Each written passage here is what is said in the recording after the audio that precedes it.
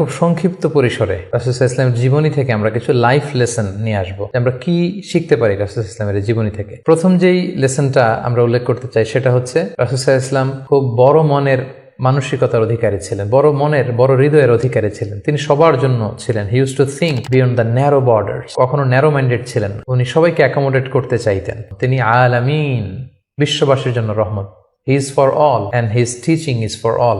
দ্বিতীয় যে শিক্ষাটা আমরা পাই সেটা হচ্ছে রাসূল সাল্লাল্লাহু আলাইহি ওয়াসাল্লাম সবসময় সংঘবদ্ধ জীবন যাপন করেছেন। আমরা যদি দেখি মক্কাতে সংঘবদ্ধ, মদিনাতে সংঘবদ্ধ, যেখানে তিনি ছিলেন সংঘবদ্ধ ছিলেন। এবং আমরা যেন ইউনাইটেড থাকি, কোরআনের শিক্ষাটা তিনি বারবার বলেছেন, ওয়ালা তাফাররাকু, তোমরা বিচ্ছিন্ন হয়ো না, তোমরা আলাদা হয়ে জীবন যাপন করো না, বরং তোমরা সংঘবদ্ধ জীবন যাপন করো। 3 নম্বর যে শিক্ষাটি আমরা পাই রাসূল সাল্লাল্লাহু আলাইহি ওয়াসাল্লামের জীবনী থেকে সেটা হচ্ছে তিনি পিস লাভার ছিলেন, শান্তিকামী। কখনো সংঘাতে, সহজে বিরোধে জড়াতে চাইতেন না। সবসময় শান্তি প্রতিষ্ঠায় তিনি অগ্রগামী ছিলেন। আমরা যদি দেখি যে কুরাইশদের সাথেও কিন্তু তিনি পিস ট্রিটি করেছেন, শান্তি চুক্তি। সাহাবারা রাজি হচ্ছিলেন না, কিন্তু তিনি করেছেন। মদিনায় এসে তিনি মদিনা চার্টার করেছেন, মদিনা সনদ করেছেন, ইহুদিদের সাথে একসাথে থেকেছেন। কিন্তু মদিনা সনদ ভঙ্গ হয়েছে যখন তারা বিশ্বাসঘাতকতা করেছে। তার মানে তিনি সবসময় শান্তির পক্ষে ছিলেন। তো আমরা যারা নবীজির উম্মত বলে নিজেদেরকে দাবি করি, আমরা যেন সবসময় শান্তিকামী হই, আমরা যেন শান্তির পক্ষে থাকি, এটা আমাদের জন্য শিক্ষা। 4 নম্বর যে শিক্ষাটি আমরা পাই সেটা হচ্ছে he was the flag bearer of justice.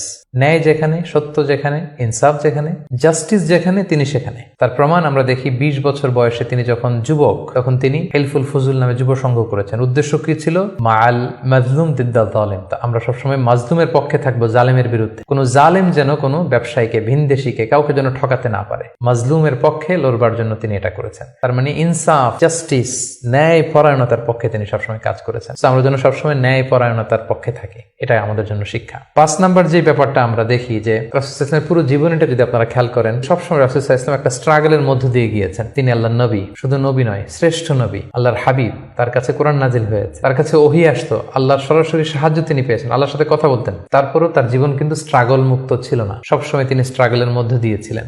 আমরা একটু স্ট্রাগল করলে হতাশ হয়ে পড়ি, একটু বিপদে পড়লে হতাশ হয়ে পড়ি। আমরা যদি রাসূলের জীবনে দেখি তাহলে আমরা বুঝতে পারবো না, হতাশ হওয়া যাবে না, ধৈর্য ধারণ করতে হবে। কারণ struggle is the part of our life. আমার নবী স্ট্রাগল করেছেন, তিনি সংগ্রাম করেছেন। সো সংগ্রাম আমাদের জীবনের অংশ। এই শিক্ষাটা আমরা পাই। 6 নম্বর যে শিক্ষাটি আমরা পাই সেটা হচ্ছে রাসূল সাল্লাল্লাহু আলাইহি ওয়াসাল্লাম ব্যক্তিগত জীবনে অত্যন্ত সৎ ছিলেন। যে কারণে যে কুরাইশরা রাসূল সাল্লাল্লাহু আলাইহি ওয়াসাল্লামের বিরোধিতা করত, তারাই রাসূল সাল্লাল্লাহু আলাইহি ওয়াসাল্লামকে উপাধি দিয়েছিল আস-সাদিক আল আমিন, সত্যবাদী, আমানতদার। যেদিন তিনি হিজরত করবেন সেদিন তিনি তার ঘরে রাসূল সাল্লাল্লাহু আলাইহি ওয়াসাল্লাম আলী রাদিয়াল্লাহু তাআলা আনহুকে রেখে গিয়েছিলেন। কারণ ওনার কাছে মক্কার অনেক লোকেরা আমানত রেখেছিল। সেই আমানতগুলো বুঝিয়ে দিতে আলী রাদিয়াল্লাহু তাআলা আনহুর 3 দিন সময় লেগেছিল। এত পরিমাণে ডিপোজিট ছিল, আমানতের বিভিন্ন জিনিসপত্র ছিল, সেগুলো আলী রাদিয়াল্লাহু তাআলা আনহু বুঝিয়ে দিয়ে তারপরে তিনি হিজরত করেছেন। কতটা আমানতদার ছিলেন আমাদের প্রিয় নবী। এবং ওনার এই ব্যবসায় আমানতদারিতায় মুগ্ধ হয়েই কিন্তু খাদিজা রাদিয়াল্লাহু তাআলা আনহা রাসূল সাল্লাল্লাহু আলাইহি ওয়াসাল্লামকে বিয়ের প্রস্তাব দিয়েছিলেন। তো তার উম্মত হিসেবে আমাদের উচিত সত্যবাদী, সৎ এবং আমানতদার হওয়ার চেষ্টা করা।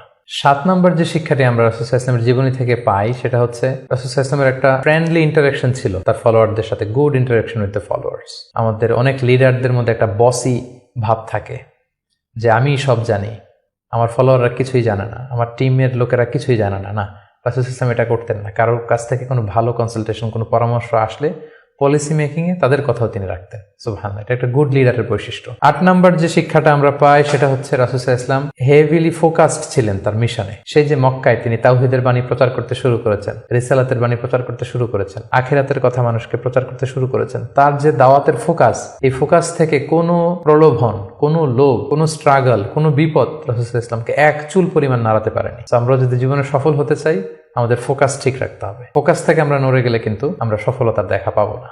9 নম্বর যে শিক্ষাটা আমরা পাই রাসূল সাল্লাল্লাহু আলাইহি ওয়াসাল্লামের কম্প্যাশনেট এন্ড মার্সিফুল অ্যাটিটিউড। রাসূল সাল্লাল্লাহু আলাইহি ওয়াসাল্লামের দয়াদ্র মানসিকতায় অনেক শত্রু কিন্তু রাসূল সাল্লাল্লাহু আলাইহি ওয়াসাল্লামের বন্ধু হয়ে গিয়েছিল, ঈমান এনেছিল। আমরা দেখেছি মক্কা বিজয় যখন করেছিলেন চাইলে পিষে মারতে পারতেন কুরাইশদেরকে, যারা বছরের পর বছর জন্মভূমি থেকে দূরে থাকতে বাধ্য করেছিল রাসূল সাল্লাল্লাহু আলাইহি ওয়াসাল্লামকে। রাসূল সাল্লাল্লাহু আলাইহি ওয়াসাল্লাম কি করলেন? বললেন যে না, লা তাসরিবা আলাইকুমুল ইয়াউম, কোনো প্রতিশোধ, হিংসা কিছু নেই, ক্ষমা করে দিলাম, যাও তোমরা স্বাধীন। এভাবে নানা ঘটনায় আমরা দেখেছি রাসূল সাল্লাল্লাহু আলাইহি ওয়াসাল্লাম তার অমীয় অনুপম চরিত্রের মাধ্যমে তিনি মানুষের মন জয় করেছেন। এই গুণাবলী যেন আমরা আমাদের মধ্যে ধারণ করবার চেষ্টা করি। সব শেষে শিক্ষাটির কথা বলবো, সেটা হচ্ছে succession management. A good leader produces good leaders. একজন ভালো নেতা শুধু ফলোয়ার তৈরি করে না, সে আরো নতুন নেতা তৈরি করে। আমরা যদি দেখি রাসূল সাল্লাল্লাহু আলাইহি ওয়াসাল্লামের ইন্তেকালের পরে আমাদের লিডারশিপ নিয়ে কোনো ক্রাইসিস হয়নি, সেখানে দাঁড়িয়ে গিয়েছে আবু বকরকে আমরা রাদিয়াল্লাহু তাআলা আনহুকে আমরা আমাদের খলিফা বানিয়েছি। আবু বকর রাদিয়াল্লাহু তাআলা আনহুর ইন্তেকালের পরে ওমরে ফারুক আমাদের খলিফা হয়েছে, তারপরে উসমান, তারপরে আলী রাদিয়াল্লাহু তাআলা আনহু। তার মানে রাসূল সাল্লাল্লাহু আলাইহি ওয়াসাল্লাম এদেরকে কিন্তু সবসময় ডানে বায়ে সামনে পেছনে কাছে নানা কাজে